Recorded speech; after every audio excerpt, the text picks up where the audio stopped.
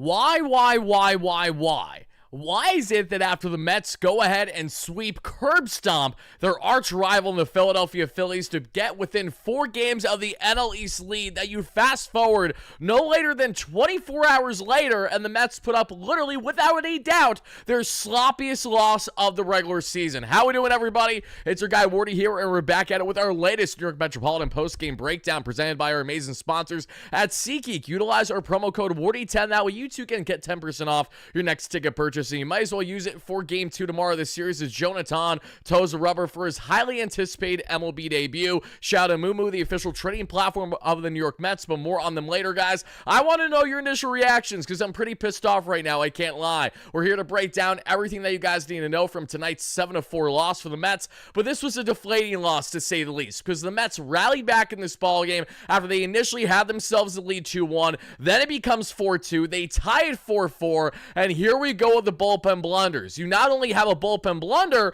when you have Clay Holmes, yet again, as a shock to absolutely nobody. Color me surprised, everybody. You guys see it along with me. Another 5-and-dive outing for Clay Holmes. I'm sick and tired of this. I think we're all sick and tired of this, and that's exactly why we're lauding and praying that Jonathan can come out and dominate for this Mets team as soon as he makes his debut tomorrow. Not that we want to put the pressure on his shoulders, but by God, does this Mets rotation need length with guys outside of Noah McLean and David Pearson. Holmes has not been a massive liability, but this is more of the prototypical Holmes outing that you get there, with the difference being in the walk rate because you only allowed 1 walk in this one. So that's not terrible, everybody, but it also came down to the bad fundies, which I feel bad for in the sense of Clay Holmes, because maybe if the Mets had this thing called competency, when you look at the defense between Pete Alonso, Brandon Nimmo, and Jeff McNeil, maybe, just maybe, this Mets team actually would have gotten 6 strong innings from Clay Holmes. Maybe that would change the configuration of this bullpen, because we saw things get from bad to absolutely worse. Those fundamentals came back to bite the Mets, and the you-know-what today.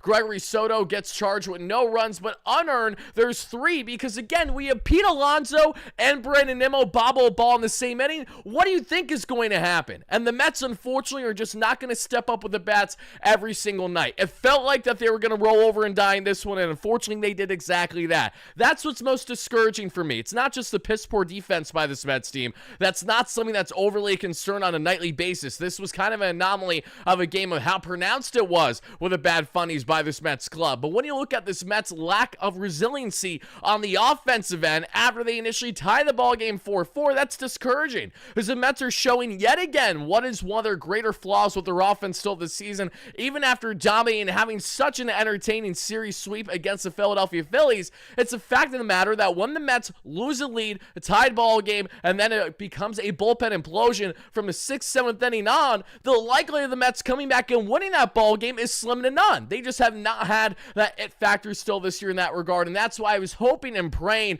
that we were finally going to start this Mets, see this Mets team rewrite the script in the sense that they would actually put themselves forward and actually finally not be the team that's been the stereotype all year long, that are not the comeback kids, that are not resilient, that roll over and die. Unfortunately, they yet again fell in that category of a team that has not been able to clutch up as much as we would have hoped. But this really comes down to not just the offense, everybody, as the Mets were 2 for 6 with runners in scoring position, as it comes down to the defense. As I mentioned, the Mets had not 1, not 2, but 3 costly errors in this ball game, meaning that the Mets had the most errors in one singular game for the first time since late April of 2024. You want to know what was happening to the Mets in late April last year? They were playing dog water baseball. They were getting north of 11 games below 500 in the snap of a finger. That is not at all what I want to see this career Mets team associated with. And on the same night as well, that the Philadelphia Phillies and their fans maybe, just maybe, realize that they're thick-headed. I know that's hard to ask in the sense of them, that maybe that they had no right to accuse the Mets of cheating at Citi Field. Yes, of course the Mets are cheating, yet we still, again, lose to the Miami Marlins the way that we tend to do more often than not, it feels, as of late. Then you see Kyle Schwarber blast 4 bombs there against the Braves. I don't see any Phillies fans complaining about there being any controversy there when Schwarber had the longest hitless skid of his season, mind you, leading into today's game against Atlanta. Hypocrites, and that's all I'm going to say there. But guys, how are we feeling? How pissed off are we? Are we overly angry? Are we just saying, listen, it is what it is. You're going to have losses like this throughout the season. Let's go ahead and let's try to get things figured out here. I want to know where you guys stand, because again, this is not a sky falling situation for me personally, but it's a discouraging one. You had all the momentum. You finally had something to ride with, and all you need to do was continue that positive momentum momentum here into this series against Miami. Instead, the Mets dropped game one in a dramatic fashion in a way that they only had themselves to blame. This was not just on the Miami Marlins playing good baseball, and give credit where credit's due. They put the ball in play a lot. That's exactly why the Mets had the struggles the way that they did. That's exactly why Jeff McNeil could not get those guys out there bolting down the third baseline at home, because they're speed demons. We saw this back in early April, the last time Miami was here for the most part at home. We know that they're a young, pesky team with endless rookies in that lineup, but having said that, again, the fact that we know this team is right around north of 10 games below 500, yet this Mets team is below 500 against teams with a below 500 record. It makes no sense. I'm like 90% accurate on that. If I'm wrong, quote me. I'm more than happy to correct myself, but I'm pretty sure from the last stat I saw that the Mets have a losing record this year against teams below 500, which isn't surprising when they play dog water baseball for north of 2 months. Just them sweeping the Phillies doesn't change the fact of what has been a longer problem for them this season, and unfortunately, there are two things that have been my greatest concerns heading into this 4-game series, as well as what we will get into after this series, and it's twofold. It's one, the Mets not stepping up against a lesser on paper than the Miami Marlins, a young, pesky Marlins team that has literally nothing to lose whatsoever. All they have to do is gain, and their chances to hurt the Mets and their playoff contention, as the Mets are now back to 5 games behind the Philadelphia Phillies for first in the NL East. But it's not only that, it's when you look at the road trip the Mets have, they have a 10-game gauntlet, all against competitive clubs, including a 4-game set in Philly, beginning over the next week or so. The problem with that we can all agree upon, and I'm sure you guys can agree too, is that for a Mets team that's right around 10 games below 500 this year on the road, you are discouraged and you have a lack of confidence heading into that stretch until they prove you wrong. The same way that the Mets proved me wrong in this homestand against the Philadelphia Phillies is the same way that they can certainly prove me wrong again once they get that 10-game gauntlet on the road going. Prove us wrong. Have an above 500 record there. We're all happy. We're all smiling cheek to cheek. But here's the thing, everybody. The Mets literally had such a lackadaisical ball game today that I don't think that there was a sloppier ball game the Mets had this year, which is kind of telling because they've had some pretty sloppy losses when we look at the first half of the season, everybody. So whether it's playing down the competition, whether it's incompetence when it comes to fundamental baseball, or whether it's just this Mets team that for whatever reason, after getting on such a high, just does not feel like that can last more than a series in itself, one of these things has been a problem, and it's all cultivated in the Mets losing this one again by a final score of 7-4. Thank you guys so much for hitting that like and subscribe on your way. And like I said, guys, do not hold back from telling me how you're feeling here on this late night Thursday evening post-game show presented by our amazing sponsors at SeatGeek and Moomoo. We see Cam here with the $5 holla. Frank just went ballistic. He says they're going to get swept by the Marlins. Frank gets ballistic anytime the Mets loses. I can quite literally give a rat's ass about that. Swept by the Tigers and swept by the Reds. Yeah, I mean, that tends to be the case when you have someone who literally has an actual problem ranting about his favorite team on a daily basis. I mean, I thought my emotions weren't in check. That there's a difference between Frank and I. There's quite the gap. We see here Casey with a $10 holla. Thank you so much for that. I don't know who, Lindor, Alonso, Soto, but someone in that locker room needs to take charge and state this is the last time we're going to beat ourselves. 5 unearned runs, 6 errors, mental mistakes, no more. Oh, it's disgusting. It is absolutely disgusting. And again, errors galore by this Mets team that we relayed already in this one. They had a total of 3 between Clay, Alonso there, and Nimmo. But when you talk about who should step up, who should speak up, it's fascinating that you say that. And yeah, 500 runs is disgusting. I actually hate the fact that I'm talking about that right now. It makes me want to throw up. Seriously, this is all on the Mets fundamentals, to say the least, and their lack of hitting after tying the ball game thanks to the Polar Bear 30th home run this season. We'll break it all down here in a second. But Juan Soto spoke to the media and the New York Post in particular over the past day, and he made known that, at least in his eyes, Starling Marte is kind of the captain of this team. He thinks that he is the captain of this team. So, if that is at all true, which I know makes more sense for Soto than others, because for those that don't know, Starling Marte has been a mentor for Soto before he was even in Major League Baseball. That's why they have such a good, charismatic, and long-lasting relationship that will continue regardless of what Juan Soto does or doesn't do here in New York and how long Marte stays here, which will likely just be this final season with him in Flushing, Queens. But the point is that to get that high praise from Juan Soto out of all people is telling that Marte clearly has been a positive voice and impact in this locker room. Now, again, I can't say if it's been for everybody, but out of Juan Soto's words in his first year with the Mets, he feels that way. And it's notable that he states that instead of maybe talking about Francisco Lindor or someone else. And I think this has to do with him being a veteran. Again, young 36, 37 or so in Starling Marte, as well as how resilient of a season he's had, even with obviously getting limited playing time in the first half, especially in that platoon role. So whether it's a Marte, whether it's a Lindor, whether it's whoever, we're going to talk more about Marte and that stuff in content tomorrow. So be on the lookout for it, everybody. There is definitely a lack of, again, going back to what we've said for a while, identity. It felt like the Mets were finally building that against the Phillies, and I think it has more to do with the fact that the Mets get the reruns of the NLDS in 2024 every time that they play the Phillies at home. I think it's more of the nostalgia on they know exactly how to beat up on that Philly team regardless of their status and their standings than it is maybe anything else. Maybe we're wrong, because what I will tell you guys is that there's one commonality with the Mets and the success that they've had this season as one in direct part with the Mets getting brilliant pitching. Very few games have the Mets won comfortably this year while having a starter not do well for them. The exception that is Kodai Senga not looking good in his latest outing, the Mets not allowing that to define them as they still won in a 6-5 walk-off fashion against the Phillies in Game 2 of this 3-game set. But outside of Senga, guys, when you look at just the lack of, again, proper length, proper quality pitching from this rotation. I know Clay Holmes is not the man who made all the blunders defensively, but he also had the first error of the ball game today. So again, it's one of those things where he started the unravelment, and that's a situation where, in my opinion at least, if you're a pitcher and you are the reason why an error happened in the infield, you should be charged. Those runs should be charged on you. I think it's absolutely stupid that that isn't usually the case from my understanding. Let's go ahead and focus this camera real quick. Just give me 1 second, everybody. Hit that like and subscribe on your way. And I know we're frustrated Mets land, but don't hold back from telling me exactly how you guys want to feel. We're going to talk about the good, the bad, the ugly, and everything in between here as the Mets falter in their sloppiest ball game this season by a final score of 7-4 here against the Miami Marlins. Come on.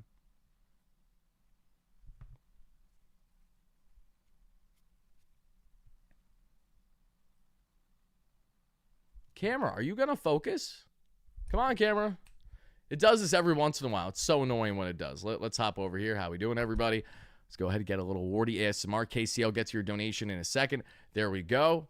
Okay, now we're focused. Brilliant. Okay, Casey with a $10 donation. One behind, it's like Soto gets in his own head. That at-bat in the 7th was atrocious. Oh, it was. Don't get me wrong. It was an atrocious at-bat, and he does. When you talk about players getting in their own heads, it happens, and the Mets have done this throughout large portions of the season as they are now down, heading into the final 2 to 3 innings. This has been a commonality. This is not something that we're just talking about randomly now as if it hasn't happened before. No, this has happened consistently all season long for the vast majority of it, that we have seen the Mets, when down one or multiple runs heading in the 7th, 8th inning, the chances of them winning, again, are slim to none. And that is why I was, again, cautiously optimistic in their ability to actually rewrite that script today, actually go out and change the narrative, actually go out and do something that you haven't done all year, which is rally in the 9th inning. You know, the Mets are 0-53, now 0-54 this year when losing heading into set inning. They're just, again, they're not properly equipped at all to have that clutch gene. And I wish we played the Phillies every day in a kind of half-joking way, in the sense that the Mets clearly need some moxie. They need proper incentive to make these big wins happen, because, again, it was a playoff-type atmosphere every single game against the Phillies, between Phillies fans attending Citi Field and the Mets knowing that they are the Phil's daddy at Citi Field. Now, when you have the sorry Miami Marlins without a fan base and with nothing to lose, of course their elite base running defense is going to take the Mets by surprise, even though it absolutely shouldn't, because we've seen them already this year, and they go out and they underestimate this ball club. They don't get the juices flowing, they don't get the moxie flowing. Regardless of a great turnout at Citi Field today, they just did not have the vibes. And I really do think it goes in hand with the fact of, again, the level of seriousness in these matchups. They have to take every single game like it's a playoff approach. I'm not saying that the Mets aren't doing that, but a game like tonight further proves just how contrary one game can be from the next, how much a team can be Jekyll and Hyde so quickly in the course of the 162. The ebbs and flows of the 162 are what make us love and hate baseball all at the same time. You know, again, we were on their highest horse imaginable the past 48 to 72 hours,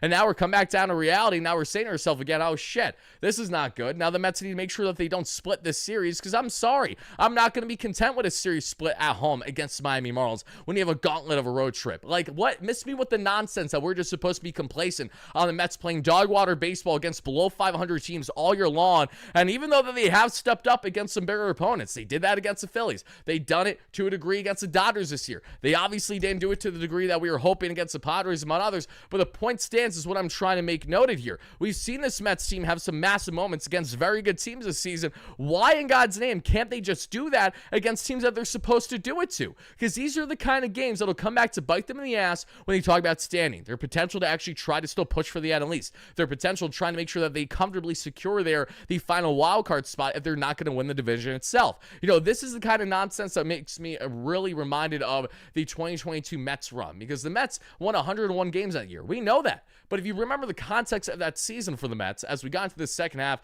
specifically in the final month and a half or so of the year, I believe it was August getting into September, the Mets had the easiest strength of schedule in all of baseball. And that was when they had the hardest schedule in baseball in the first half and basically exceeded all expectations. The Mets, in the easiest strength of schedule month out of all teams in the game, had right around a 500 record, if not a win above 500 or so. They played dog water baseball and went in direct hand with a guy like Starling Marte getting drilled in Pittsburgh. Again, the Mets have yet to figure out those demons in Pittsburgh. Every time they go there, something goes to die. Whether it's Francisco Lindor's oblique in 2021, whether it's Edwin Diaz blowing it to a walk-off expected batting average of a grand slam of .031, and I was in attendance for that ball game, my only game ever at PNC Park. Horrendous. Did the day trip back home. Whether it's what we've seen the Mets do over the past 2 years, which has been horrendous baseball in Pittsburgh. Again, that's a house of horrors for them, the same way that's a house of horrors for the Philadelphia Phillies every time they enter Flushing, Queens. But to get back to my main point here, everybody, again, they need to have this drive.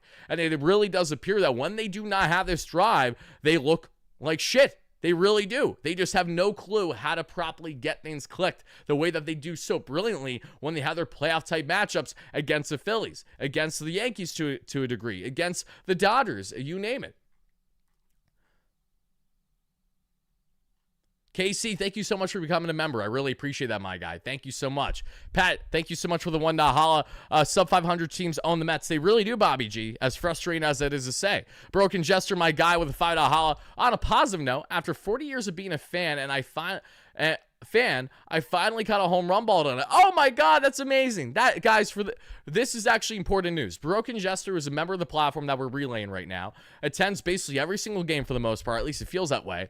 He makes large signs that he uses his 3D printer for. He's a dog for that. And he makes large signs, home run signs to say, hit it here. It'll be like the OMG sign, logos, different types of stuff, you name it there, and left field. And he finally caught himself a home run ball. He got Pete Alonso's home run ball. That's actually insane. I'm going to double check and rewatch the home run to see how it lands to make sure that I actually see you get it. All you guys need to look for is like a Travis Jankowski looking guy, and he's the one who who caught the home run. That's awesome news. Seriously, it really sucks the Mets lost today, but I'm glad you got that moment, because again, this guy is literally at like every single game. It feels like every single game there in the outfield, first row. I'm actually genuinely shocked that this is the first time you've gotten a home run ball in your 40 years of existence. I've never gotten a ball in a game during an active game. I only have one ball, and that's from BP against the Phillies in Philadelphia when you were allowed to go in early for BP, and Michael Conforto hit an absolute bomb, a tank into the top deck, pulled to the right side in Philadelphia, and I just bolted and beat another Mets fan for it. The only actual like game-related baseball I have that isn't signed, that was gifted to me, or something along those lines. Does this warrant the jingle? It does not. It does not. But I'm glad you're psyched, though. Again, that's awesome, Jester. Love to hear that. But, guys, as we continue on, let's get into now breaking down what was, unfortunately, again, a very sloppy ball game for this Mets team. I'm going to summarize this one. I'm not going to break down everything to a T inning by inning in this one. Just know that the Mets absolutely should have won this ball game, and then losing this ball game, it goes back to my initial points here and the flaws that are currently going on with this Mets team. It's certainly a problem right now. It's not good when you can't get things consistently flowing after riding on such a high the way that they have here against the Philadelphia Phillies. And just to double check, I want to make sure that I have the right one here. This is how the Mets offense ended. Lindor had a fantastic 3-hit game today. Alonso had the 2-run tater, but Alonso had a Mark Vientos game. And I don't mean this as a slight on Vientos. This is kind of a reality. He had a Vientos game in the sense that in the same game that Alonso hits a huge home run, he also has a mightily costly error that led to ultimately the game-winning run for the Miami Marlins in this matchup. Outside of that, Cedric Mullins got the start there when, if I'm being frank, I was happy to see Mullins in the lineup. However, Mullins needs to be utilized more against lefties than anyone else. That's why I was kind of taken back when he was in the lineup against Christopher Sanchez or Jesus Luzardo. The Mets won those games, which was great, but Mullins is a reverse splits guy. So if you're going to limit his playing time, it would make sense that you actually utilize him more against lefties. The Mets said no to that, and he had a very underwhelming day at the plate for the most part. So it's just one of those things. We're going to talk more about this lineup and what didn't work today, but I think in the case of Mullins especially, we're kind of setting him up for failure here. I know that he's an everyday player, and that's fine, but again, if you're going to limit his playing time, why not just ride the hot hand with Tyrone Taylor one more day or so, and then you put Mullins in when you're going to face a lefty? I mean, I'm trying to think here. Maybe you're not facing a lefty in this series, so that's part of the reason why, in fairness. You're going to have Yuri Perez tomorrow, Edward Cabrera the day after that, and probably, Sandy, the series finale. So you're getting all the top pitchers from Miami, so I retract my statement on maybe about the heavy platoon.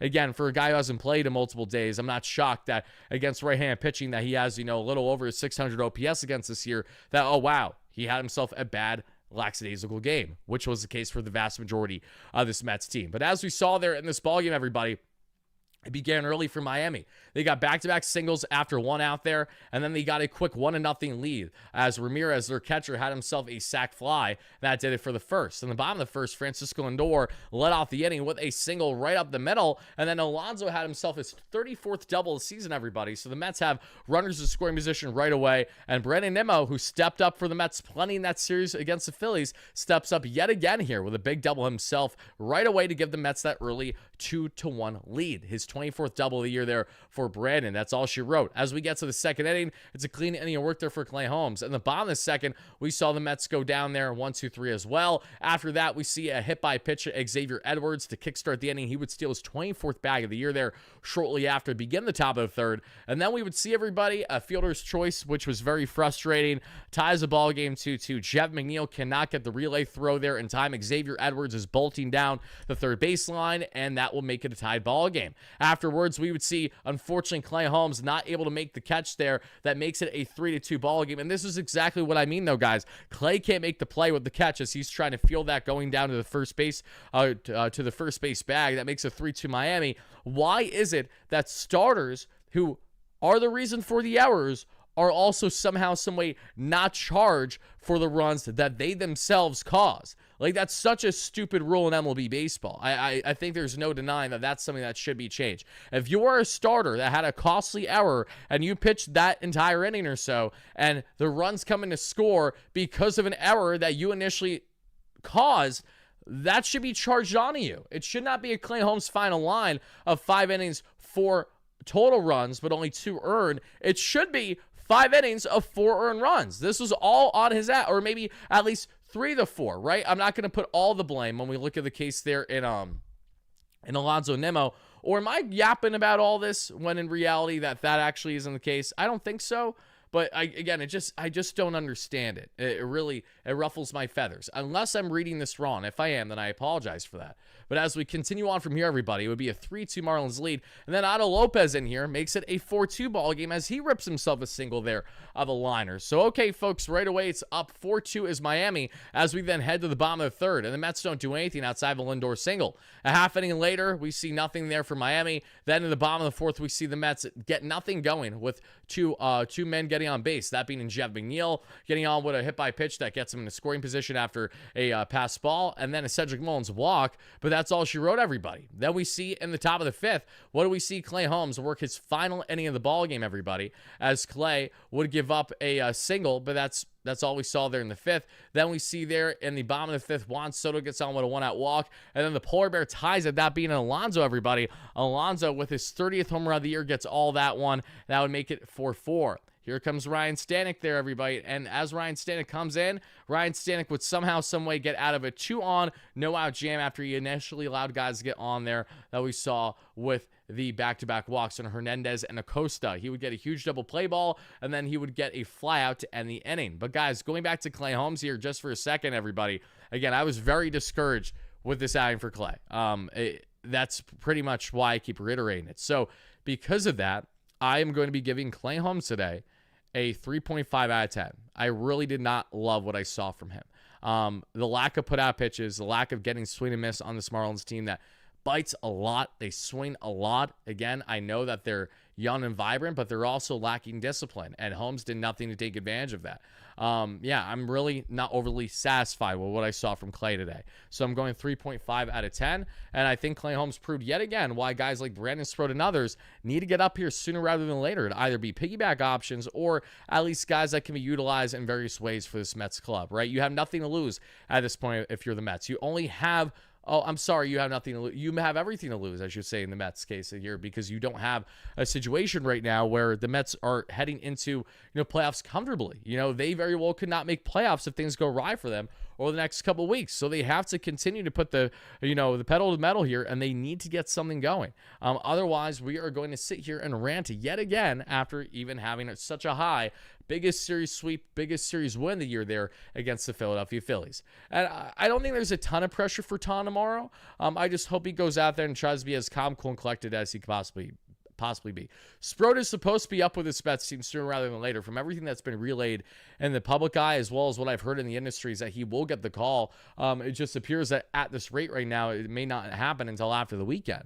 Again, we'll wait and see, but it's already Thursday. Again, we'll just have to wait in the sense of what the Mets are going to do next with Brandon Sproat. As we continue on, though, everybody, let's break down more here from this very unfortunate loss, because we would see the Mets now head to the 7th inning. Gregory Soto comes in, and Gregory Soto, guys, again, in the case of Soto, what do we see? Errors galore. Errors. Alonso bobbles the ball. Augusto Ramirez makes a 5-4 because of it, because Brandon Nimmo bobbles the ball in left field. And then a pass ball later, Otto Lopez singles, 6-4. Jeff McNeil can't get the throw to home in time. And then it's 7-4 on a sac fly. Gregory Soto, again, not a single earned run charge to him, because it wasn't his fault that he had piss poor fundamentals behind him defensively.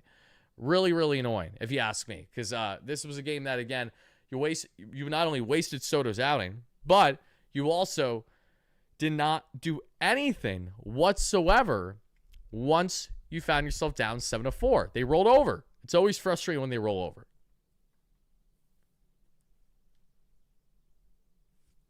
Problem you wish the Yankees had? It's no, you don't, though. You don't, as a Yankees fan, I promise you, you do not wish that you beat up on good teams but struggled against bad teams, because the struggles against bad teams come back to bite you in the ass when you don't have comfortable playoff standing. That's where it's an issue. I know the Yanks have been dog water against the Red Sox and a lot of other good teams in the American League this year, but at the same time, things can always change and turn on a whim. You never know what can happen in the 162 heading into postseason play. As we head to the bottom of the 7th, though, everybody, we would see nothing else happen. A Lindor single, that's all she wrote. As we continue on the rest of this one, at Brett Beatty single, we saw there Cedric Mullins gets robbed in the bottom of the 8th by Derek Hill, who's robbed the Mets in more ways than one, it feels like, in the sense of great highlight reel catches there in center field. Liam Hicks had himself a single there in the top of the 9th, and then in the bottom of the 9th, the Mets went down in order. Marte, Lindor, and Soto. Again, folks, the Mets go on to lose this one by a final score of 7-4, so let's not yap there on Clay Holmes anymore. Let's talk about the bullpen today. Ryan Stanek, Gregory Soto, Kevin Herget. What a bulldog Kevin Herget is, by the way, guys. Got the call recently for this Mets team. Herget, who grew up idolizing David Wright as his favorite player, as a matter of fact, has been nails for the Mets. Down to a 1.13 ERA now for the Mets, and I believe 7+ innings so far when called upon, and 3 different stints. The Mets have cut him 3 different times, and he's returned 3 different times, and he has certainly gotten the job done there. So, Kevin Herget, everybody, he really carried this bullpen. And because of that, this Mets bullpen grade today is not going to get a bad grade at all. They actually are going to be getting a rock solid. We're going to go with a 7.5 out of 10 today. I mean, Gregory Soto wasn't at much fault in his inning, other than the fact that he did still allow contact to happen, because of the fact that even though that there were no earned runs charged to him, he could have done a better job by not allowing the ball to get in play as often as he did there. So that's why I'm going to give him what I'm giving him there. So Soto, in general, not the best, but certainly not the worst sign today. Not his fault that he didn't have defense behind him. And I'm going there, like I said, with a 7.5 out of 10 for the bullpen. On the hitting end, everybody, this is what we got for the Mets hitting. Not nearly enough, if you ask me. Would have loved the Mets to have done a better job in this one. They had 7 hits, 4 runs scored. Lindor, a fantastic game there. Again, 3-hit game. Another multi-hit game for Lindor, who always steps up at home this season. 269 average, 793 OPS. Juan Soto, 248 average, 873 OPS. Pete Alonso, 267 average, 862 OPS with the home run. Nimmo with the RBIs, 258 average, 763 OPS. Vientos, 0 for today. The hit streak has come to an end at 10 games. Hate to see it. Number 11 was his demise. 243 average, 714 OPS. McNeil, third consecutive game that McNeil doesn't have a hit. That's something to make note of because that is not characteristic of Jeff at all. 253 average, 789 OPS. Brett Beatty had himself a hit towards the end of the ball game. 248 average, 743 OPS. Mullins, 0 for, didn't love that at all. And a walk, 230 average, 730 OPS. Sanger, 0 for 3. You're not going to hit every time, Sanger. That's okay. I don't expect it. Bucks, 72 average, 405 OPS. And Marte, 0 for 1 with a liner in the ninth inning. 283 average, 799 on the OPS. As I mentioned earlier, the Mets went 2 for 6 total with runners in scoring position today, everybody, as well as leaving 7 on base. Biggest thing that frustrated me from the Mets lineup today, when I look at top bottom from how it started versus how it ended, honestly has a lot more to do with, I think I have to go with Juan Soto here. I mean, we need a Soto moment in a game like today, and he was nowhere to be seen. Really bad at-bats is what we saw from Juan Soto today. Yes, he had his walk, but that doesn't really move me all that much. Soto was the man that really we needed to step up because, in the one game, in the first game in north of 2 weeks that Mark Vientos does not step up and clutch up for you, there's no victory. You see the correlation? Like, we're too reliant on like one or two sole performers right now. And if Soto can just perform the caliber that we all know he can and should be, in the case of what's happening there with Juan at the moment, then I think this would be huge. But Soto is just one of these, Juan is just one of these guys that, he really feels like he's a 3-run shot, grand slam, 2-out, RBI single to walk it off, moment away from really becoming more of that guy that we're hoping and anticipating him to be. He just unfortunately really hasn't been that all that much for this Mets team right now. He's had great individual numbers. We know this. Again, he has himself 873 OPS, but he's down at 248 batting average as well. And hitting with runners in scoring position, he's closer to the Mendoza line by far than he is batting 250. That's discouraging too. And when we look at kind of the splits the Mets have had this year, this goes back to my level of concern with the Mets if they can't perform in games like this, because we know that they have rolled over and died so many times on the road this year. Let me give you guys an example of just how contrary this Mets offense is on the road versus at home. And I'm saying this now because I'm kind of mentally preparing myself should things not be the way that we hope they're going to be. In the case of obviously maybe not playing too great baseball over the next north of week 10 days. I hope the Mets obviously still win this series. It's not sky falling or anything like that yet, but I'm trying to get ahead of the curve here to kind of mentally prepare for whatever's going to happen, because Lindor had a big 3-hit game today that we all saw, right? And when we saw what he did there, what do we see? At home, he's brilliant. On the road, not so much. To say that Lindor's numbers are drastically different between home and away is an understatement. At home, Francisco Lindor, I believe prior to today's game, because I don't know if it's updated in time. It may be, though.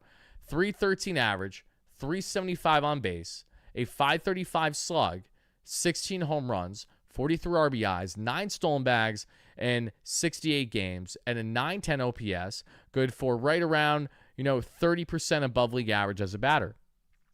On the road in 62 games, has a total of 9 home runs, 30 RBIs, interestingly enough, 6 more stolen bags, but a 215 batting average, a 290 on base, and a 373 slug. This actually makes sense why he has more stolen bags, because he's worse on the road. So he's really trying to leg more singles into doubles in that sense, trying to actually steal some runs, which makes a lot of sense. And he's batting right around 69%, which is 30% below league average as a batter. You see how drastic that is? So if you're going to get, again, you're one of, if not your top leader in Lindor, to be this drastic with your home and road splits, you have to make sure that there's a proper balance with other guys. And I don't know if we're going to get that right now, because again, the Mets have right around a 10-game below 500 record on the road, which is what pisses me off most about losing a ball game like this. It was right in your grasp. All you had to do was be decent with your defense, and the Mets couldn't even do that. 400 runs, that's why we lost. That's about it. No, I know it sucks. The errors cooked us, for sure. But this is what I'm trying to say. The Mets having boneheaded defense is going to come back to bite them further when they realize the reality that they have been a piss-poor road team all season long. Let's take a look at Pete Alonso's home and road splits, everybody. Let's see exactly which ones are better than the other. Because, again, I'm not saying that they're going to be as drastic as Lindor's, but they're worth checking out because I want to see the trend with the Fab Four here. Oh my goodness gracious. Thank you so much for the $50 donation, my friend. Michael, thank you kindly. Great member here on the platform. That was really sweet of you, especially on a night where the Mets have nothing to show. You showed up, my friend. So sincerely, thank you kindly for that. It really does mean a lot. Guys, can we get some love and hype in the chat for our guy Michael here with a $50 holla for a donation? That's really appreciated. Goes right back in the channel, and I can't thank you enough for that. Seriously, thank you, thank you, thank you. Really does mean a lot. Made my night, for sure. Along with all you guys watching live at a replay for being great supporters every single night. But as we take a look at Alonso's home and road splits, everybody, let's go ahead and take a dabble into this. And really do appreciate that donation again. Seriously, thank you, thank you, thank you. Alonso's home and road splits aren't terrible. He still has an 809 OPS on the road. He's batting 242 versus 287 at home, but nothing overly drastic when looking at these numbers. So that's encouraging in the case of Pete. When we take a look at someone outside of Alonso, let's go with Juan Soto. Soto's numbers are very bizarre this year. So let's see exactly how they look between home and the road. On the road, Juan Soto this year versus at home is as follows.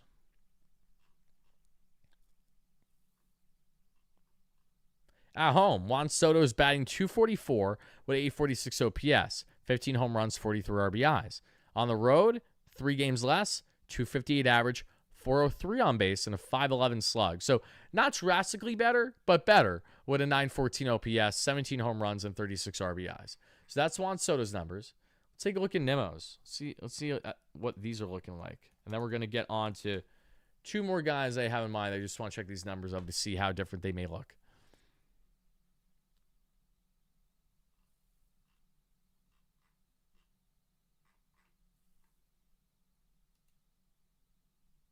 And folks, if you haven't already, help us get to 100 likes before the end of the live show. To all of our replay viewers, help us get 200 plus likes.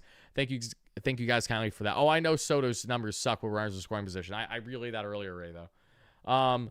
Brandon Nimmo, everybody. Brandon Nimmo at home this year is batting 275 with 782 OPS, 10 home runs, 39 RBIs. On the road, 10 home runs, 32 RBIs, 242 average, 744 OPS. So not the same juices as at home, but also not really much of a liability either. Just so contrary with the on base. A man who's usually sitting closer to 400 is closer to 300 on the road with 316 to 340 versus at home.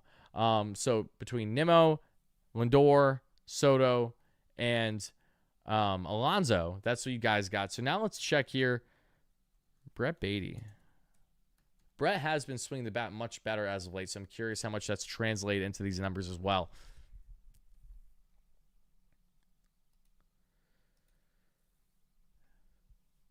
Okay, guys. Brett Beatty at home this season has a... oh, here we go. This is a great example. Brett Beatty at home is batting 309 with a 923 OPS. A phenom at home. On the road, he's batting a .183 with a 240 on base and a 553 OPS. He's batting 50% below league average as a batter. At home, he's batting 50% above league average as batter. So that is a prime example of a player who's taking advantage of the vibes at home, the electric factory that is his fan base, but has not been able to handle nearly as much things on the road. Sample small, though. Yes, but like not overly. Like, again, Beatty's played a good amount of games so far this year. Away, he's played in 46 games and 167 player appearances. At home, he's played in 60 games and 184. So the gap between home and away really isn't much different, but there is a significant gap there, obviously, when we're talking about what's going on. Catcher not even listed. Correct. The catcher isn't listed because it was pinch hit at the end of the ball game. The line beside me is how the ball game ended, not how it started. I say that every single time I start the shows, but maybe you just chimed in, Grey Ghost, and that's okay. That's what we got from Beatty. Now let's check Mark Vientos splits home versus away. We're just going to check all these guys here because I'm really curious.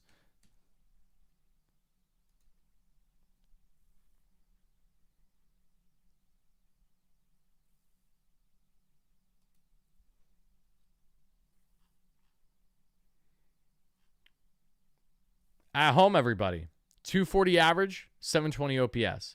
On the road, 250 average, 726 OPS. So Vientos has actually been steady. He's been pretty much the same. The home run power has been the same as well. 7 home runs versus 6. So that's actually very good to see. I'm not complaining about that as he's continued to play better. Starling Marte. He's been swinging the bat very good, though.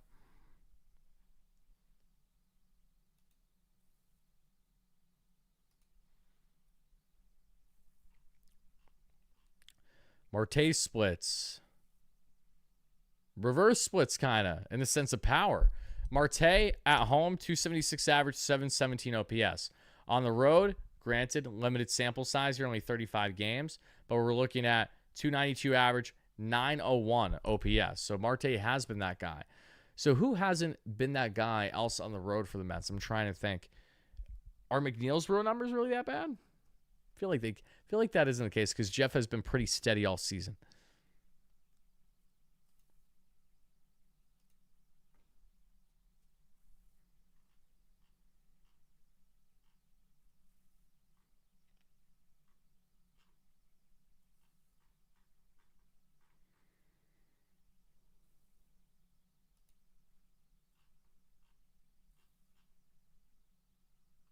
Jeff McNeil at home, 262 average, 757 OPS. On the road, 247 average, 827 OPS. So he's had more power on the road, which makes sense.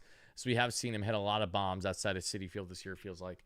And yeah, I'll leave it at that for the most part. So I guess the point I'm trying to make is, the Mets need to perform better on the road. And I guess it's actually encouraging to see that the offensive numbers weren't as bad as what I thought. And it actually makes sense. And I shouldn't have, I guess, went on that tangent as much about the splits, mainly because of the fact the Mets on the road have the 6th highest OPS. Pretty good. Pretty darn good, as a matter of fact. At home, entering this game, they were around, I believe, 10th or so in OPS. So the offense, that really hasn't been all that much of an issue, with the exception of Lindor on the road, as it has been the Mets' improper pitching and defense. Clearly, that has been their biggest liabilities there. Now, as we get back to the main slide here, because we're going to be wrapping up the show shortly, before I leave you, let me give you guys just some key notes here. We will be having content dropping tomorrow, more than likely, barring changes, that'll feature Francisco Alvarez. That'll also feature what's happening with a little bit more on the Jonathan front, a bit more on the other updates going in regards to the team right now. Frankie Montas, some things were clarified today as well. So we're going to get into it all. Unfortunately, it isn't a whole lot of positive, but we can hope that the positivity begins again tomorrow, as Jonathan again will be towing the rubber for his long-awaited, highly anticipated MLB debut. There's one other thing that I did want to relay to you guys before I get out of here, and that's what we're doing tomorrow on the platform outside of a pre-recorded video, and that is what you guys can see along with me. You guys know the work that I do with playback. Head over to playback.tv/WardyNYM, link down below in the description of this live stream, everybody. And you too can join for free. All you need is an MLB TV subscription. You'll be able to watch the Mets game live in real time with yours truly. Now, I, again, will be live tomorrow for Jonathan's MLB debut. I will be live during the entirety of the ball game on my YouTube channel. That'll be simulcast, and it'll look just like how it looks that you guys see here. This is how the simulcast looks when it is on YouTube. But when you guys are in playback, it's going to actually show the game itself. You can pick which feed you want, home versus away, and you can check your audio levels if you want me to be more prominent than maybe Gary, Keith, and Ron, or vice versa. It depends on if you want to listen for my reactions, for my play-by-play analysis, you name it. But it's always an absolute blast when we do these playback streams. We have a lot of fun with the community in them. And I'll be interacting with both live stream chats, both in playback to our members there, as well as to everyone watching on YouTube on the same time. But if you want the full in-game experience to actually watch a game with yours truly, where we're in sync and on time, and not just looking at the scoreboard above my head on YouTube, head over again to playback.tv/WardyNYM, and thank you guys kindly for that. Looking forward to it. First playback stream on the platform in a hot minute as well. Let's make the most of it, everybody. Hopefully Jonathan can do exactly that. I don't have a Jonathan prediction as of now. If anything, maybe I'll share one with you guys in our video dropping earlier tomorrow in the day. But I'm excited. I'm really, really excited to see what Jonathan can do tomorrow. I'm hoping that he can kind of be a breath of fresh air and spark and jolt this team in the way that Noah McClain most certainly has every time he has been towing the rubber to this point. So again, guys, check out WardyNYM tomorrow. Also check out, if you guys want to check out my content there in the Bleacher Report app, guys, you can check me out every single day. I will have a recap video of 2 to 3 minutes for the most part on the Mets winning or losing. This was my recap from the past day in the Bleacher Report app. Simply head over to Mets and the BR. Go to BR, search Mets, scroll down, look for my thumbnails, and bam, there I am. And I'll be recapping this game more than likely as well, that you guys can check out in the AM. So that's it, guys. That's all we got for you. I'm going to get out of here now. I'm kind of getting hit like an absolute brick, too, with getting beyond tired. So I got more work to do. I'm going to go ahead and do it. I will definitely utilize Elmo when I get a chance to again, but we haven't been able to utilize Elmo or the Lobster tonight, which is sad. They could not get the vibes going for this Mets team as much as we wanted to see. So thank you guys again for watching. I appreciate it. Let me know your further thoughts and reactions in the comments down below. I'll see you all tomorrow, hopefully after what will be a dominant victory with the Mets and Jonathan towing the rubber. But again, you're going to see a lot of content tomorrow, guys. You're going to see a pre-recorded video. You're going to see a in-game watch party live stream. You're going to see a post-game live stream as well. You're getting a 3-piece tomorrow. Why? Because I love you guys so much. Thank you guys again. I'll see you tomorrow.